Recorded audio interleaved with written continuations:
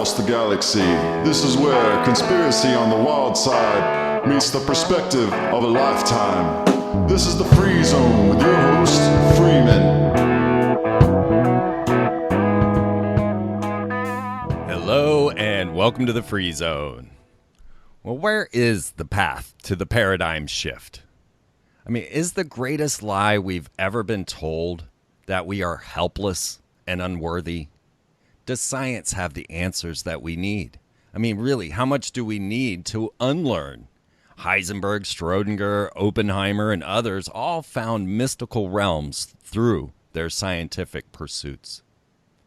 When one looks at society's troubles today, you still believe that elected officials will come in and shift the paradigm for us. Our future is not written. Why do we continue to make the same mistakes that lead to pollution of our resources, economic instability, corruption in government? I mean, is forgiveness the answer? Where is the cooperation? If you are feeling like you've had enough, well, you're almost there. How would you like the world to appear in 20 years? Are you empowering this change? Today we're going to talk with Sherry Swiney. She's a retired civil engineer, but her depth of knowledge goes way beyond that. Sherry has lived a life pretty much unimaginable to most of us, with past horrors and abuse. But this has opened a realm of understanding for Sherry and driven her to create an international human rights organization called the Patrick Crusade. Patrick stands for People Aligned to Replace Injustice and Cruelty with Knowledge. And we are going to talk about reform in all its shapes and forms today when it comes to the self. Sherry Swiney's website is keyholejourney.com. So please welcome to the Free Zone, Sherry Swiney. Hi. Hi, Freeman. It's fantastic to be here. Thank you for inviting me. I was really looking forward to talking to you after our discussion that I had with Jerry Marzinsky. And you two have a bit of a past, right? We do. We've known each other about 20 years, and he's been working in the mental health profession for all those years. And he came to me while I was heading up the Patrick Crusade, and he had a computer program that he wanted to use for rehabilitation for people who were addicted to drugs and alcohol. And so he was looking for an organization that would sponsor him by way of putting his information up on their website. And so I said, sure, I'd be happy to do that. So we worked together for many months just putting that together. And then I had a conference to go to, and I invited him to come to Alabama, is where I was working at that time. So he showed up, and we met personally, and I invited him to give a presentation to the group of his program. And so our friendship just kind of took off from there. So about 10 years into knowing him, he would write to me emails about his, I had an interesting patient today. He wouldn't give me the names or anything, and one of them, he was talking about that he wondered if the voices that his patients were hearing were something other than the brain. And I wrote him back. I said, oh yeah, they are. They're dark entities that are invading the brain. And he was kind of at that conclusion too, but timid about saying it because of his profession. And so that opened up a whole new door of the friendship. And so the next thing I knew, he was bombarding me with a million questions. And so I told him, and then it was, he just couldn't believe that I had experienced and gone through not voices, but invading thoughts where they're not yours. You're walking, you're carrying on with your day, and all of a sudden some kind of weird thought comes into your head that you would never think of yourself. And that was the first clue that those were not my voices. They're I guess I'll call them voices, but they weren't audible. They were just thoughts, and they sounded like my own thoughts, but I knew they weren't mine. And so, from a scientific background, I decided to study all that stuff, and I couldn't find any information on that kind of thing going on. So I decided to study the brain and how does it work. And I got into that, and it was really interesting stuff, but it had no answers. So then I branched out to self-help books and that kind of thing. And I don't know, I must have read hundreds of books, and none of them had any answers. So I finally stumbled upon a book. I was in the library one day looking for another book to read. And so I went over to the self-help section, and I'm looking around, and all of a sudden this book fell off the shelf on the floor, hit my foot. Yep. So I picked it up to put it away, but before I put it away, I opened it up and read a few things, and it sounded kind of interesting. So I took it up. This was at one of the bookstores that has the little coffee shops inside. And so I took it over to the coffee shop area and sat down to read it to see if I wanted to buy it. And so I bought the book and took it home and started reading through it. It was a book called, this was back in the 70s, I think. It was a book called Your Erroneous Zones. Huh. And a guy by the name of Wayne Dyer wrote it. I'd never heard of him before. And so I'm reading this book, and all of a sudden there was a phrase in there. Out of the whole book, there was this one phrase that literally turned my life around. It said, you have control of your own mind and your own thoughts, and nobody can make you think something that you don't want to think. And I closed the book and put it on my lap, and I'm like, I didn't know that. I didn't know you had choice. I really didn't know that because of my background. I just didn't know that. Yeah. So that was a huge, big deal for me. And so I wanted to know, well, okay, so if I have choice and I can control my thoughts, how do I do that? Because it seemed like an impossible task. Exactly. Yeah, so that's kind of how I got to where I am now, of eliminating those thoughts altogether, and recognizing them as invasion thoughts, entity thoughts. And now today I know that they're actual beings, conscious beings. We can't see them.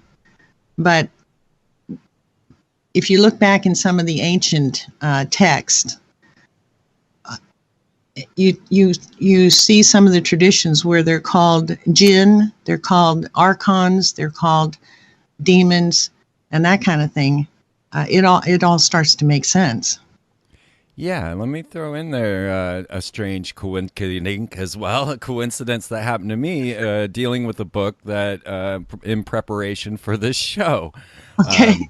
It kind of shocked me because I like to dig things out and maybe just kind of suck up some stuff through osmosis. Although I have read all these books, I was just skimming for preparation and thoughts and things. And I pulled out Stanislav Grof, and he is an MD, one of the chief psychiatric research in Maryland back in the 30s.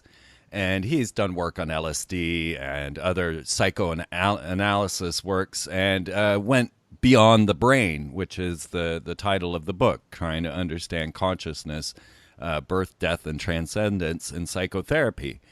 So I'm going through the Beyond the Brain, and I also grabbed another book, The Holographic Universe, which was written by Michael Talbot.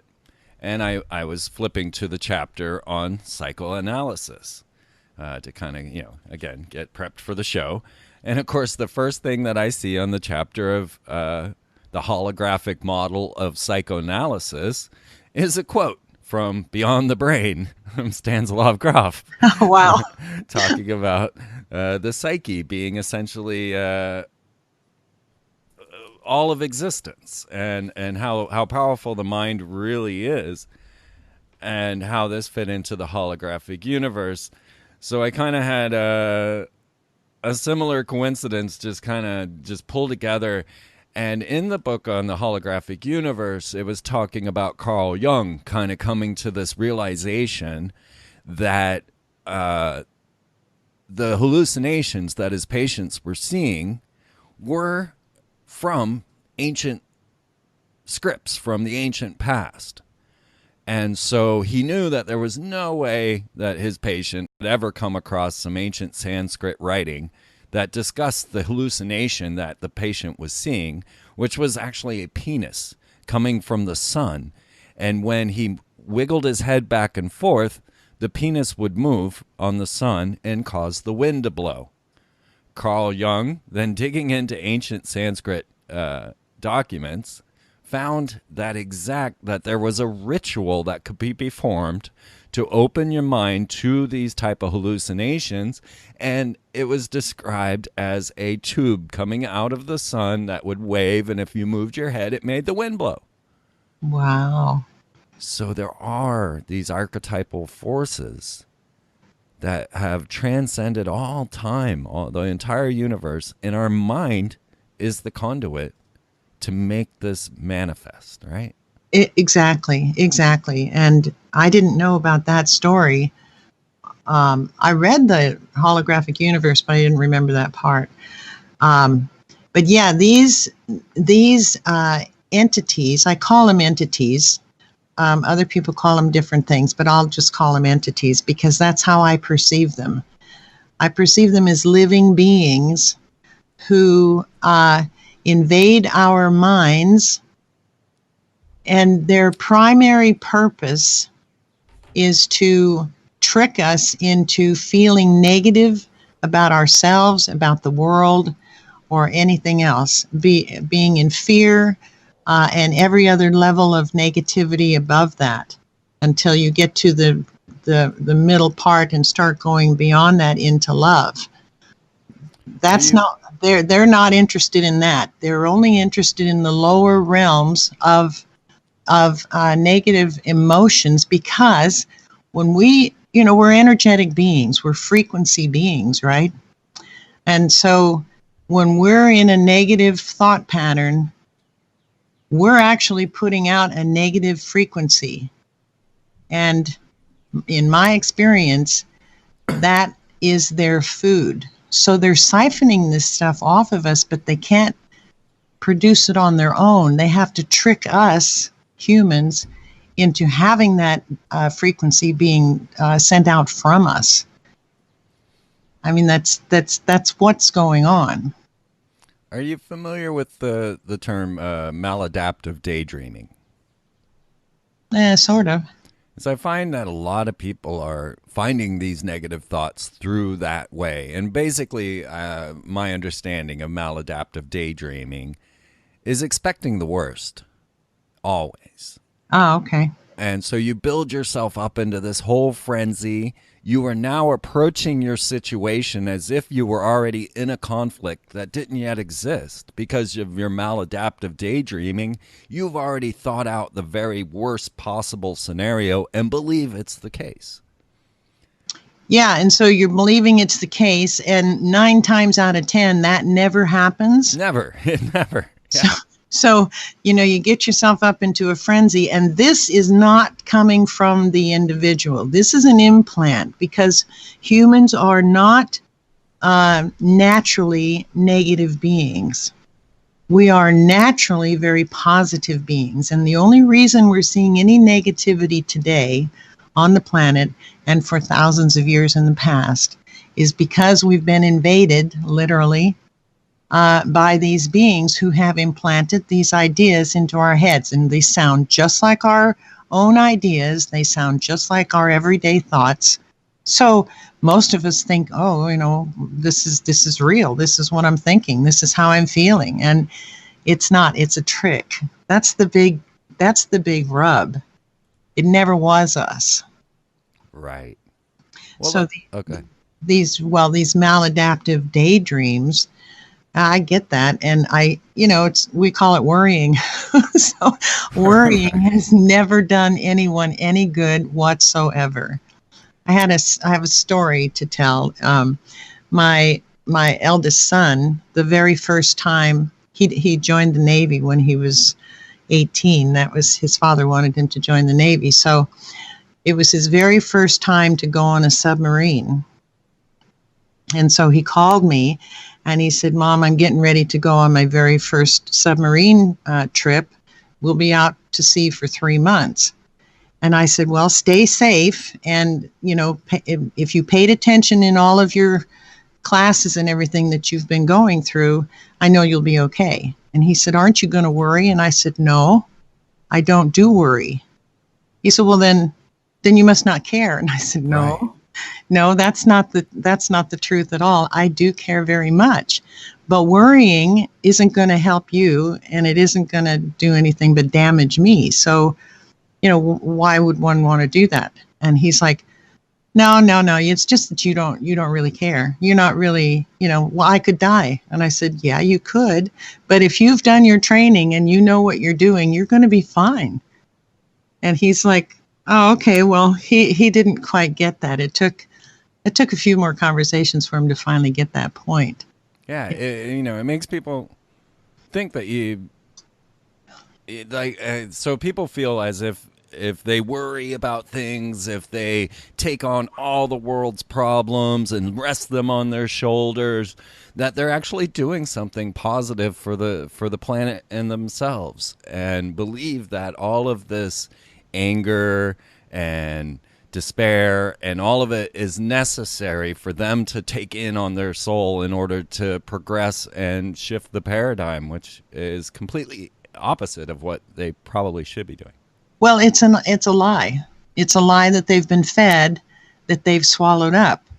And so when they're doing this, believing this lie, they're putting out this negative frequency, and it's getting siphoned up. So yeah, I told my son, I said, if I thought that worrying about you would help you, I would worry myself to death. Right. But it doesn't do that. It doesn't do that at all.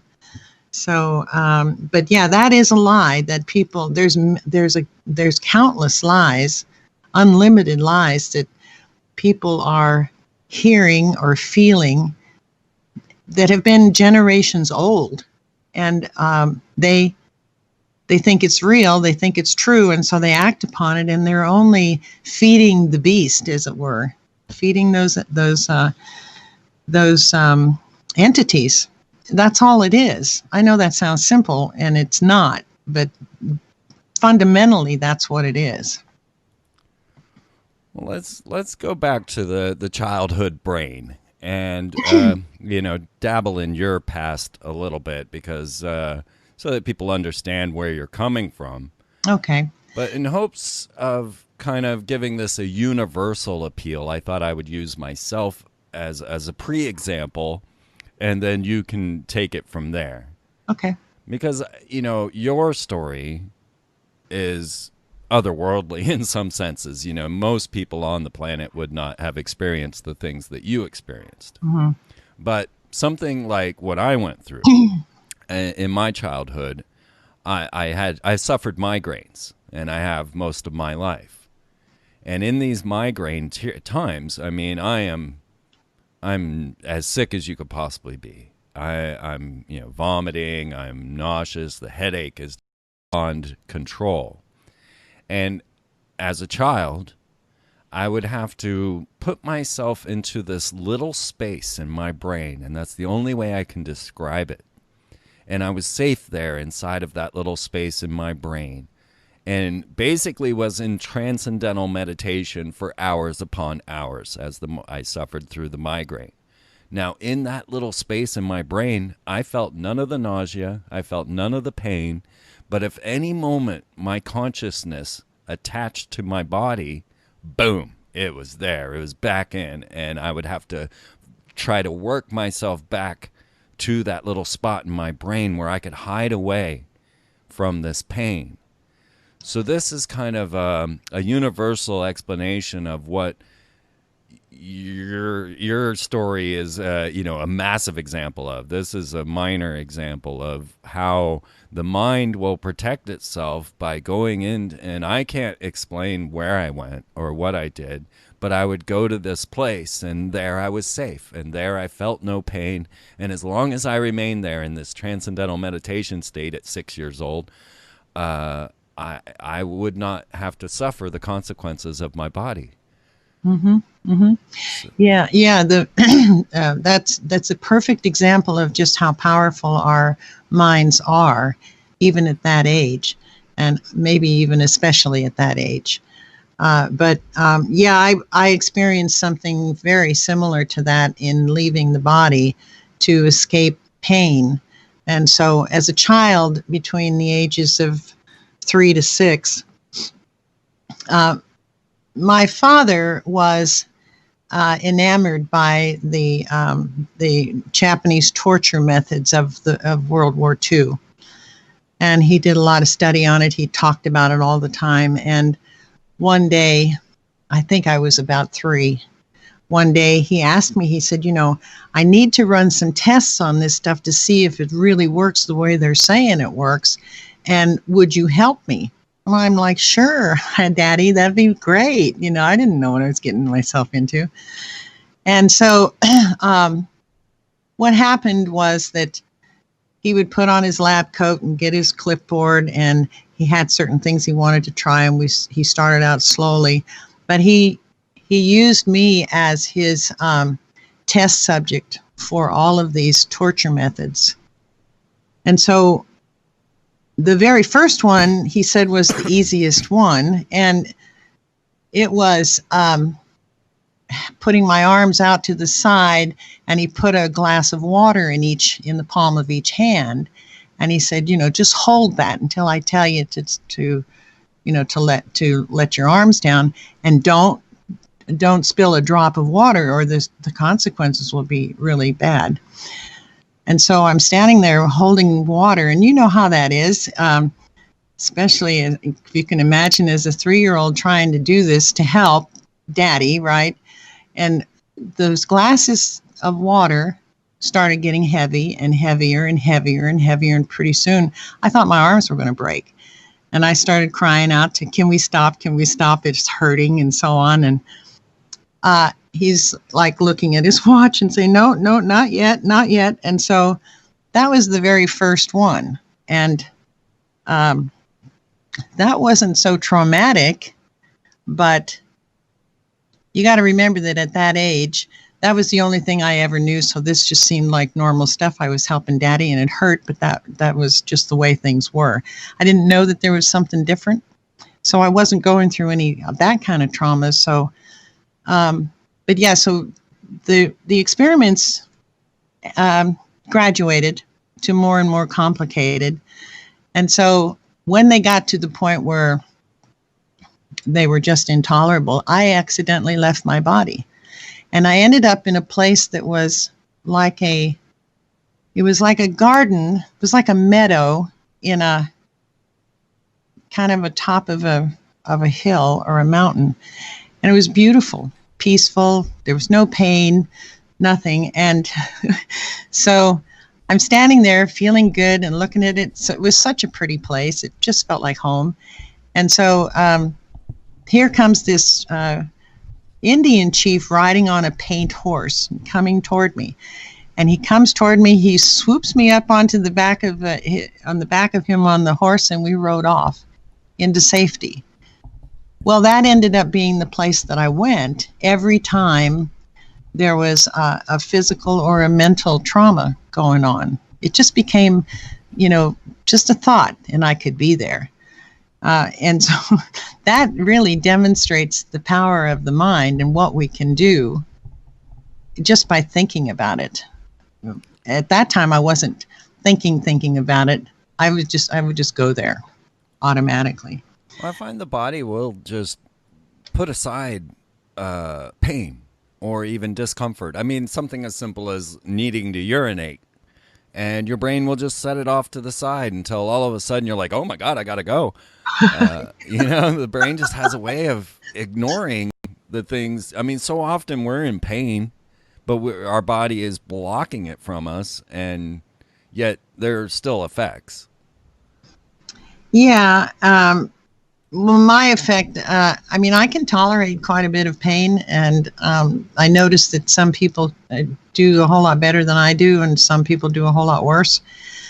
So I'm not sure what that's all about, but I think when it gets to be too bad, we do tend to escape, and as children, we're really good at doing that. So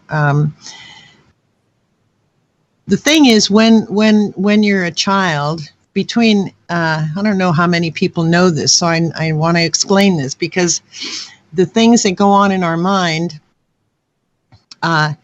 there's a reason that they happen the way that they happen. So between the ages of 0 to 6 or 7, we're in kind of a they call it the theta state of mind, and so that's kind of like a hypnotic state of mind. And we're in that state of mind during that time. So that what that means is that everything we see or hear or experience is basically like a tape recording, a videotape recording. And so we're just taking it in and taking it in. We're not judging if it's right, wrong, or indifferent. We're just taking it in, but we're taking it in as though it's true. So the information that we're getting is going into our subconscious minds, right, for those first years of our lives. Can I give an example of that, Sherry? You bet. Because, I mean, this is the silliest thing, but it's something that I always remember on how we are influenced. And just from my own thing, it was, I believed that you had to slice Irish Spring soap in order for it to work. Yeah, that's a crazy example, but that's the way, and you actually believed that to be true. Absolutely, without question. I would have to get out the knife and go cut up my Irish Spring in order to, because if the folks don't know, the old Irish Spring commercials show them slicing through the soap on the commercial. Okay, that's where you got that. And so when I saw that, obviously you got to slice Irish Spring in order to use it, right? And that's, our brains, we can't discern between, reality and non-reality when you're between the ages of 0 and 6. No, we're completely impressionable, and this is why, the governments want our children in the public schools so they can be taught the big lies, and then they'll grow up believing it, hook, line, and sinker. You can't persuade that's not them. More clear than today, right? I mean, I don't want to get into the shootings and all of that, but you can see the trigger and you see the effect. You do, and the mindset of the general population comes from those first years of influence, and everyone has a different kind of experience because every family style is different. Every environment around that family style is different. They have, and this is worldwide.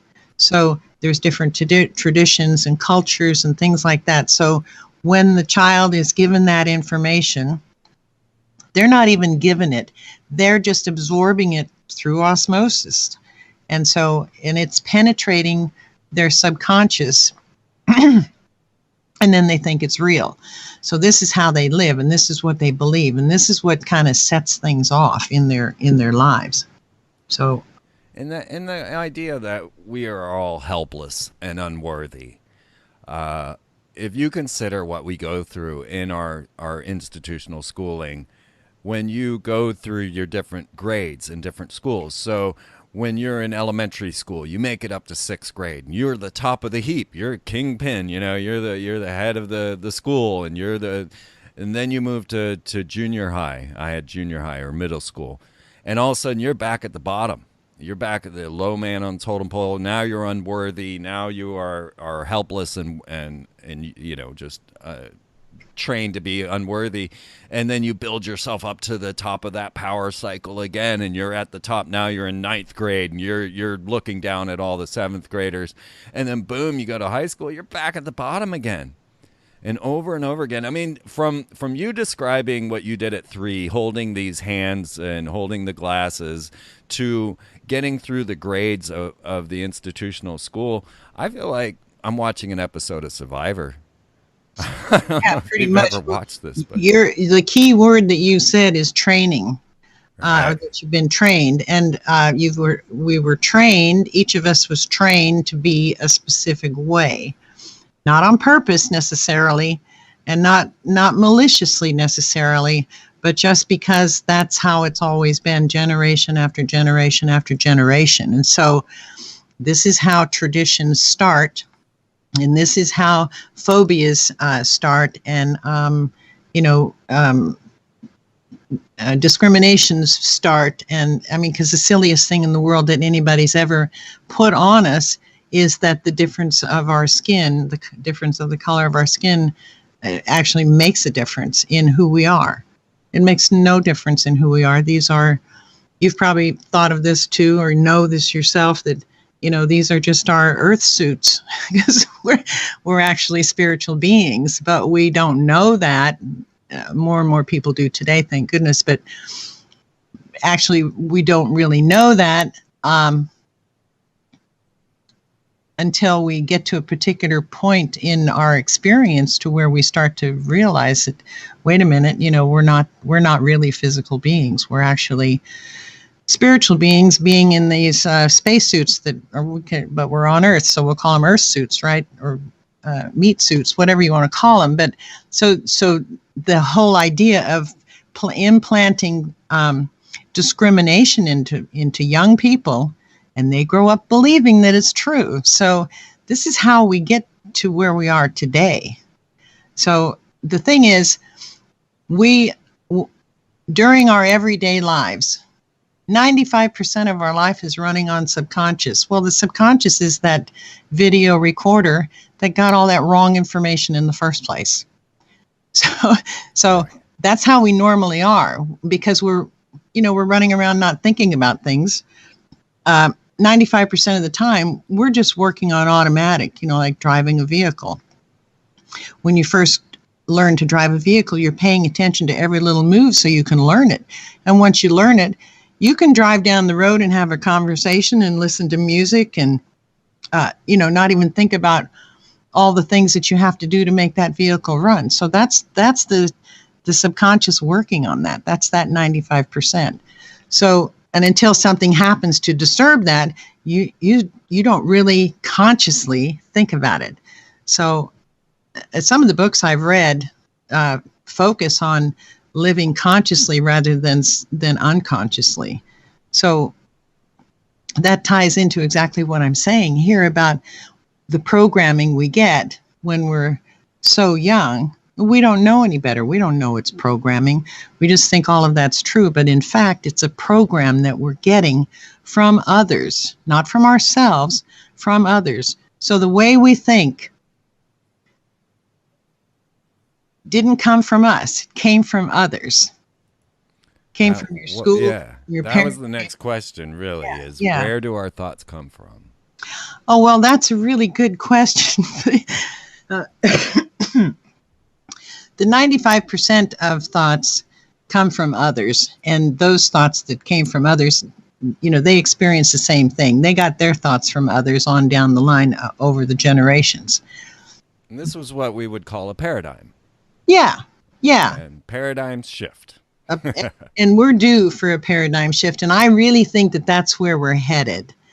And I think that that's why an awful lot of this information that we're discussing today is coming out, and more people are starting to listen, because even 5 years ago, you started talking about this kind of stuff and people were like, you're just too far out there. I can't hear you. I don't even want to hear you. I mean, this is just ridiculous stuff. But people seem to be more open to at least considering that some of this stuff might actually be true. And the ones that actually consider it and try some of the things that we'll be talking about later, they notice that their lives do change, and they get rid of their negative thoughts. And, it's a thrilling moment to know that you actually have control over that. But I wanted to get back Please. To this 95% part of our lives that we live through without even thinking about it. It's like it is that videotape recorder programming that we got. It's a literal mind control programming. It wasn't necessarily on purpose, like I said before, but they're still there, and they're still operating our lives. And so the only 5% of our lives are from the conscious mind. And so what we need to do is switch that around so that we look at those 95% of our lives' thoughts, decide which ones we don't want, and then change it. And that's doable. That was the big revelation you had when Yes. you got into your erroneous self. I did. Yeah, my erroneous self for sure. You know, my whole, I went through the mind control from the experiments, but then I also had all this other programming that came in at the same time. So when I saw myself doing, having knee-jerk reactions to things that were completely overboard, and I started getting to the point where I noticed that that was going on, and I also didn't seem to have any control over it. And so someone would say something innocent, and I would completely overreact and go, you know, just kind of fly off the wall with either having my feelings hurt or being angry or some kind of wild way of dealing with what they said that had nothing to do with what they said. So This could be an effect of post-traumatic stress disorder, right? I think so, yeah. And so I realized that I saw that that's what I was doing, and I wanted to change that, and I didn't know how. And by the time I came across that one book that said I have control over my mind and what I'm thinking, then I thought, okay, so the books that I had read on how the brain works didn't help. So maybe this will. If this is true, then maybe this will. And then as serendipity would have it, because I think universe is hearing us all the time and saying, okay, well, this person's really serious about this. So here's this little nudge, or here's this little gift. Hey, take that to heart, folks. I'm just telling the listening audience, take that to heart, folks. The universe is speaking to you. And I will stand strong saying I have never gone looking for any of this information. It came looking for me. Exactly. So that was a very critical point you just made, even though it sounds so simple. You know, the answers are trying to find us. Answers are trying to find us because their answers are in the universal mind. And so, because the mind, you know, is not in the brain, like a lot of scientists may think. So we're living within universal mind. And so when you're serious about doing something or making a change, especially when it's a change like what we're talking about here, you will receive something that will help you along your way. And it comes in all different forms and fashions. Mine was, I was working for an engineering construction firm at the time, and I was asking these questions internally because it wasn't something I wanted to talk to anybody about. And then all of a sudden, one day, my boss came to me and said, you know, we just got a contract that's going to require some of our staff to know computer programming. Would you be interested in taking a class on computer programming? I said, oh, sure, I'd love it. So I'm in there taking computer programming classes. And as I'm doing that, I'm seeing the correlation between how software is programmed and how our brains are programmed. And so kind of the if then go to this. Exactly. So I thought, you know, if a computer can be programmed to do something, then maybe I could reprogram my brain. That was my first thought. And so I thought about that for quite a little while. And then I got to realizing that, you know, if I were to try to rewrite the code in my brain, that's almost an impossible task because there's too many and I don't know where they all are. And, you know, I don't even know how I would start doing that. And then I thought, well, I need to find something that's simple, because you can't go, if you're going to do something like what I was proposing to do, what my theory was, my theory was that that if I could reprogram my brain and use use a different part of my brain to change things, then maybe the other part of my brain, if I wasn't using it long enough, it would atrophy and then it wouldn't be able to work. That was my theory. And so the idea of reprogramming my brain, I thought about that for a long time and couldn't figure out how to do it. And then while I was thinking about it one day, all of a sudden, I get this idea. It came out of nowhere. Why don't I just think of something really simple, some kind of key phrase to remind me that this is what I'm doing. And so I came up with a key phrase. I have to back up a bit and talk about these entities again. So, because it all ties together. So if I get a little scattered, just reel me back in. That's all right. Bring it on home. So I needed to find a key phrase, something simple that I could remember in the midst of, being bombarded, being overreactive or any of those kinds of things, being negative. I was living in negativity. And so I knew that by then I knew that the thoughts that I was getting, I didn't know they were entities yet, but I knew that the thoughts that I was getting were not my thoughts. And so I thought, well, okay, so they're not my thoughts, so they're not true. And even if they are true, I can say they're not true because they're not mine. They're not really how I feel. And so I started out with the simple phrase of that's a lie. And I took it from there, which we can talk about, in detail whenever you want. But I reprogrammed my brain literally to stop using the negative thoughts that were coming in and making the decision to use another part of my brain on purpose.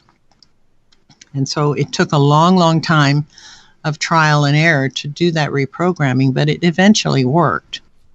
So now it's easier for other people to do it because I can, shortcut the trial and error part and give them exactly what actually did work. So what I ended up doing was changing a lot of that 95% of subconscious programming, video recording, and changing that to where I'm not doing those things anymore. I'm not even thinking of those things anymore. I can't do those things anymore. The brain doesn't fire that way anymore.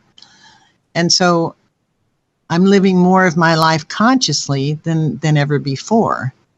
Well, when you start doing that, everything in your world changes, which is another validation of just how powerful our minds are. Right. Exactly. I mean, that's the whole gimmick, right? They have us battling a materialistic realm, and the true answer comes from within. Well, it does, and that's a simple way to say it, and we know what that means. But to actually do it is another whole story. Absolutely. Well, we still have 15, 18 minutes here. So if you want to continue, I was gonna bring you over to some of the lessons learned. Mm-hmm. 96, you founded the Patrick Crusade. Mm-hmm. People aligned to replace injustice and cruelty with knowledge. Mm-hmm. And this was a prison reform attempt in some ways, right? It was a prison and court reform. Right. But I think you discovered the problem. And so in discussing how the Patrick Crusade kind of failed is a way of showing success, the success story. I'm not saying that your crusade failed, but you were definitely brought to the point where you were saying, wait a minute, I'm busy with the symptoms. This isn't the cause. Exactly. I'm attempting to mask the symptoms. So I think the Patrick Crusade is a great example for people to see where we're at now in the materialistic battle and where we need to go to understand how we can actually change the paradigm. Yeah, the Patrick Crusade was at one time the human rights organization, and there were millions of people around the world who were following that. And so we were really, really active until 2009 when my husband was killed. And when that happened, I took a good hard look at the work that the Patrick Crusade had done. And we'd done some really fantastic things, don't get me wrong. I mean, we helped an awful lot of people. But the system wasn't changing. It was just that we were able to help this person and that person and so on. But the general system was not changing at all. And so when Patrick, my husband, was killed, I took a long look at everything and realized that, wait a minute, I really am just working the whole Patrick Crusade and all that effort, good as it is and as important as it is to do. It is just the tip of the iceberg of a major problem that we have worldwide. And it all boils down to this negative energy that we're living within. It's like the whole planet is showered with this stuff. And we don't need to wallow in it. It's there, but we can walk right through it, but we don't know that. So yeah, the lesson for me was a huge one. It doesn't really sound huge maybe, but just seeing that whole, as bad as the prison system is in the United States, I mean, we incarcerate more people here in the United States than any other country in the world. And if people have the idea that, oh, well, it's 3 free meals and a cot and you're fine, they're really deluding themselves because it's brutal in those prisons. It's kind of like some of the movies that you see where there's always a guy that's getting beat up on or something, but it's even worse than that. Some of the stories, I wish Patrick lived long enough to write a book about some of the things that he saw in there. Yeah, unimaginably overpopulated, 6 men to 4 men cells, 30 people to a 24-man room, just people in there for nonviolent, these people don't need to be behind cages. And then they're put into this state of constant fear because you are surrounded by violent criminals. And I mean, I grew up in one of the very first police states in Winter Park, Florida. In Orlando, Florida was the very first police state. We had cameras, we had cops, every single person in my high school knew the judges by name. Yeah. Right? We were like, oh God, you got that judge, you're screwed. We at 15 years old, we had all, and honestly, I had developed so many voices in my head of terror and fear and paranoia as I would drive around, waiting to be picked off by those sharks, by these entities that were swimming around in police cars just waiting to take me out. You got it. It was so frightening all my life because I've been traumatized. I've been in and out. I've been incarcerated. I've been, on probation. I've been on everybody. The motto in Florida was come to Florida on vacation, wind up on probation, get flown back on a violation. This is something we all knew in high school. Yeah. So the very trauma of just constantly being under this police state is one thing. And it drove me insane to the point while the whole time I was on my subconscious mind driving my vehicle, my subconscious mind was constantly thinking out the scenario in the maladaptive daydreaming of what I was going to have to say to that officer in order to explain my position. And I was in this state of mind at all times. And I finally just fled. I ran out of Florida just to get away from that, from my mind being so paranoid. And I found myself in Lawrence, Kansas, where there are no police. There's nothing going on like that.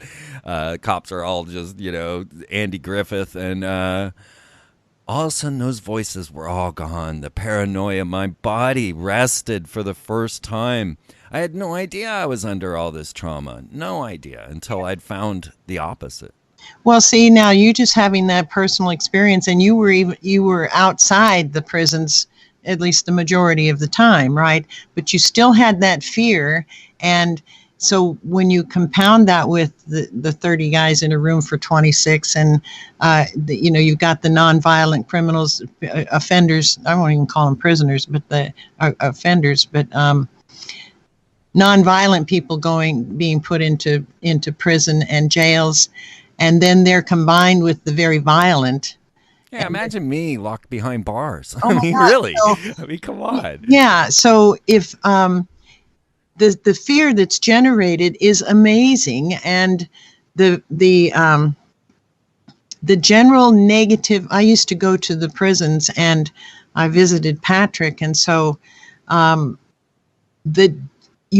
it's like a wall that you walk through. It's like a curtain that you walk through between positive or just normal combination positive negative into this all negative environment, and you can feel it. At least I could feel it. It was a huge difference. And so even in the visiting room where everybody's being cordial and on their best behavior and things like that, you could still feel the fear of the guards standing there watching your every move and listening to your every word. Heaven's sakes, you wouldn't ever want to say anything that would offend them, or not only would you get kicked out, but whoever you were visiting would get severely punished. So it's a brutal place. And when I was looking at this, I realized, wait a minute, I understand why this is a brutal place. This is like a feeding ground for these negative these negative entities. They have a feast, a buffet every moment of the day, so they do not want anything changing that environment. They love that environment. Well, they're influencing the administrators, the guards, and on up the food chain, literally food chain, to the top commissioner of the prisons. They're all influenced on one level or another by these entities to not make a change in that prison system. Give you an example. The program that Jerry Marzinsky introduced to help people who were addicted get off of it, he and his wife developed it so that it was virtually free to operate, so no cost to the prisons. He programmed it so that it would run off of really old throwaway computers, so that they wouldn't have to go buy new computers, and those could just be donated. And it was a program that the prisoners could not infiltrate or hack or anything like that, so that they would actually benefit from it. And so when the prisons found out just how well this program was working, they pulled the plug. They didn't want that program in there. Wow. Now, if it hadn't been doing any good and just costing a whole bunch of money, they probably would have let it through. Right. See, they don't want improvement. Now, there's always exceptions to that rule. In everything that I say, there's always an exception where maybe there's a prison somewhere on the planet that's actually helping people, rehabilitate from whatever it is that they did to get there. But you don't see it here in the United States. At least in every state that the Patrick Crusade dealt with, we never saw that. There's no reform. I mean, nobody's trying to make these people better people. No, the recidivism rate is, I forget now, I think it's like up around 65 or 70%, where people get out of prison and 65 or 75% of them are back in within 2 or 3 years. Right, because we're not shifting the problem. We're not trying to find the answers here. We're dealing with symptoms. And if you get into works like David McGowan, may he rest in peace, poor guy. I hate that we lost him. But David McGowan, who you can listen to on this show, discussing the satanic ramifications of the prison and court systems. Exactly. And, I mean, that book will scare the life out of you. Yeah, unless you've been there and know that that's true. I mean, I don't know how much time we've got left, but I know that on Patrick's case, we proved him to be completely innocent of the crime that he was in prison for. His was actually, he had been a police officer, and This he is was your husband that you're talking yeah, and he was undercover doing undercover work, and so he got the evidence on 2 high officials in Alabama for drug smuggling and racketeering. And so he turned that into the federal government. They were convicted for those crimes and sent to federal prison for 10 years. Well, when they got out, they set up they actually framed him for a double murder. And we proved, and he was sent to prison for life without parole.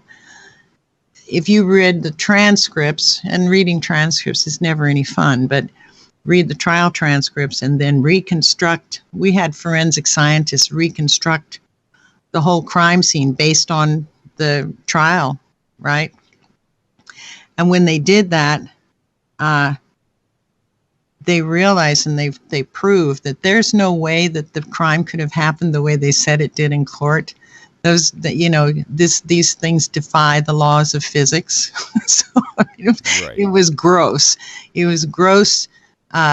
Nobody looked into this right off the bat, and so I started looking into it and really doing some serious digging about it. Came across Universe handed me these forensic scientists. One of them told me that most of his work was with the FBI. He very seldom took private cases, but he saw this case and he called to volunteer to take on this case. Nice. And so, and then another one was a retired CIA guy, and I had always heard once CIA, always CIA, so you don't trust him. But he offered to look into this case, and I thought, well, he can't do any more harm than already done, so go ahead. And so he did, and he went at it from the point of view of proving that he was guilty.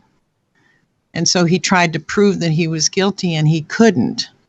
Right. And this is a guy that worked counterintelligence over in Russia during the war. So, he was no slouch, and he was frustrated as could be because he couldn't find him guilty. Well, then that's important, but it's not nearly as important as the 2 forensic scientists finding that it was impossible for him to have committed that crime.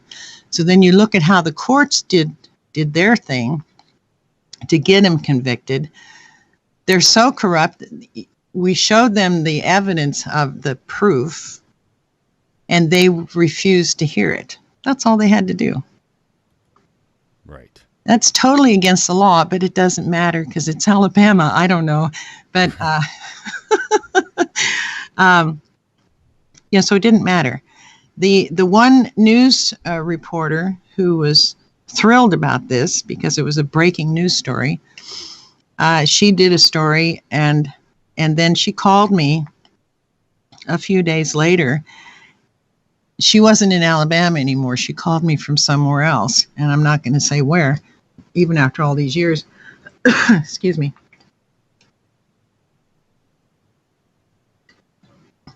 But she got fired, and she got threatened to not touch that case anymore. And she was scared, so she left the state. So this was, because it was dealing with mafia-type drug groups, you don't mess with those guys. I mean, because, you can get killed real easy, and it'll be suicided, But instead, they wanted Patrick to suffer for his crime. His crime was getting them put behind bars, because that doesn't happen very often. So the experience in prison for him was a huge eye opener for me, and he was looking at all this stuff from the eyes of a police officer who really did care about people. He was one of the few who did. And so he ended up helping a lot of people in there straighten out their lives. Right. And but yet the world is in turmoil. yeah. And this absolutely has me thinking of poor Corey Feldman, who has been on his truth campaign for some time now. And most recent reports from Corey was that he was stabbed and he is in the hospital. Well, it turns out he was stabbed not by a knife, but by a syringe. And so as the police tried to find the puncture wound in his belly, somebody seemed to have opened Corey Feldman's car door, stabbed him with the syringe, and ran off. Corey went straight to the hospital. He's under investigation to see what has been possibly injected to him. Trying to show the police what had happened, they looked at his belly and, of course, could not find a puncture wound.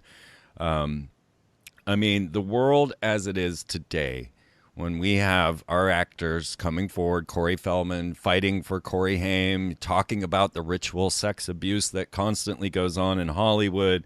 We have Katy Perry fighting to own a convent by these poor 90-year-old nuns that she is basically throwing out into the streets, and they are not getting anything after Katy said that she had sold her soul to Satan. Lady Gaga is blaming her fibromyalgia on the Illuminati demons that she now has obtained by joining them. And if we go all the way back to Anna Nicole and her mysterious death and the courtroom battles over her body and her baby, very bizarre. Michael Jackson's body was moved in the middle of the night. Whitney Houston's body and her daughter's, Whitney Houston drowned in the bathtub, and her body was kept in the room while a party was happening for all of Hollywood celebrities.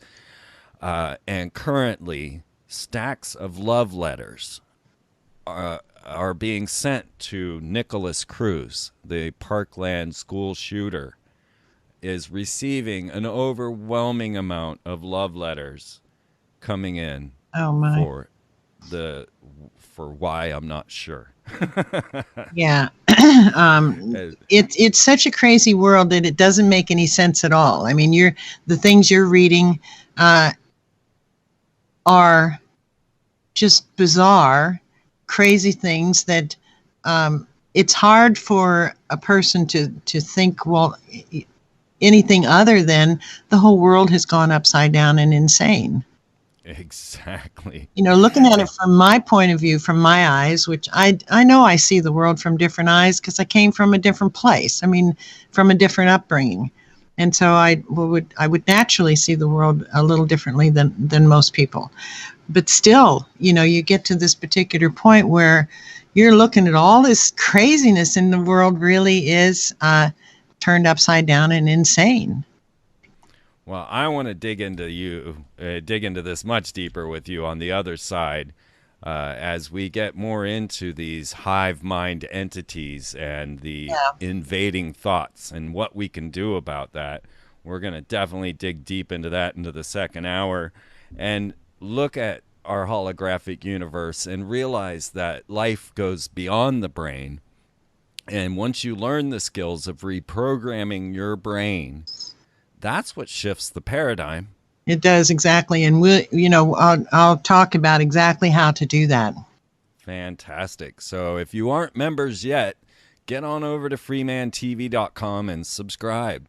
Not only do you get the bonus hours, which is amazing, and you get much, much more personalized information because we feel off the record inside the members section. It's just us and the little family. It's really nice, and we can talk about whatever we want without fear. And not only are you getting that by becoming a subscriber, but you are also sponsoring this show. So, you know, this show costs money. I have to pay to keep it online and keep things going. So you are sponsoring the free portion to give to the world. So not only do you get the members' content, but you are a sponsor of this program. And that way I don't have to deal with sponsors, because sponsors are the devil. And they are the ones blocking all the information that you want to get. This is why I'm banned from YouTube, why I'm blackballed from coast to coast, why I'm getting blocked on Twitter, is sponsors, right? So forget the sponsors, folks. I need you. I need you. And because we live now in this collective mind, now that we have this almost type 1 civilization where we are globally communicative, it doesn't take a lot of effort to support efforts these days. I mean, you may feel apologetic for sending $1, but if 30,000 people are sending $1, then you sent me too much. Send me a quarter.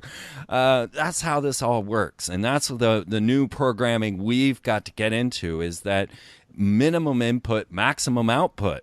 Don't apologize for giving a little amount, because there are all of us putting this together, and it should be easy for all of us to change our world. This is not supposed to be a difficult task, and that's the real key that Sherry Swiney and I are going to get into, is that it doesn't take all this effort to change the paradigm. It takes you becoming a new you and finding this new self and staying, as Sherry is showing, in your conscious mind, and not letting that 95% of maladaptive daydreaming get in your way, because there are invading entities, invading thoughts, pretending to be you, telling you all the worst things you never wanted to hear. Any final thoughts on that, Sherry? Oh, perfectly said, Freeman. that's you said it really, really well, that they are pretending to be you. I remember one time I asked, who are you? And the answer that I got is, we are you. I'm like, okay, so I'm not a we, I'm an I. That's one thing. So, and these thoughts that I'm hearing or feeling are not things that I would normally think. But they even will say, we are you. So they're morons, really. But we'll get into that later. Exactly. That's you know exactly where I want to go. So get over to keyholejourney.com. This is a long-running website going well back into the 90s, and you can tell by the GIF. I got to give you a little bit of crap on that, Sherry. I'll hook you up with my Alonzo Pichardo is my web host. I'll see if we can't get you up into the 21st century on that. But it is an amazing website, folks. The Keyhole Journey, beyond the appearance. And I'm sorry to harp on you about that, but it's my job. The depth of knowledge that is withheld in this website is just beyond, and you need to dig in deep. There are 11 years of the prison studies. There are deep insights into the archonic minds that are influencing us. It began with the Patrick crusade. It began with the understanding of trying to release people from the programming that is leading them into prison, and it turned into an understanding of how this mind control program is working, what the Nazis and Jesuits always knew, and even how far back this really goes into ancient Sanskrit writings and everything. So get over to keyholejourney.com and dig deep into all the work that Sherry has provided there. And, of course, you will also find the work of Jerry Marzinsky there. So there's even more. And we're trying so hard to understand these hive mind entities that are influencing our thoughts. And now that we're getting into questions beyond the brain and in the holographic universe, we can start to actually put terms to these things. And once you start to understand, that's when the paradigm shifts. It's that simple. It's not going out and battling these entities. So we're going to dig deep into how-to on the other side. So I hope you all will come over to freemantv.com and subscribe and help sponsor this program to get out to all the millions of people out there around the world. Thank you so much for tuning in. And if you're a member, I'll see you on the other side. The rest of you, I will see you all next week.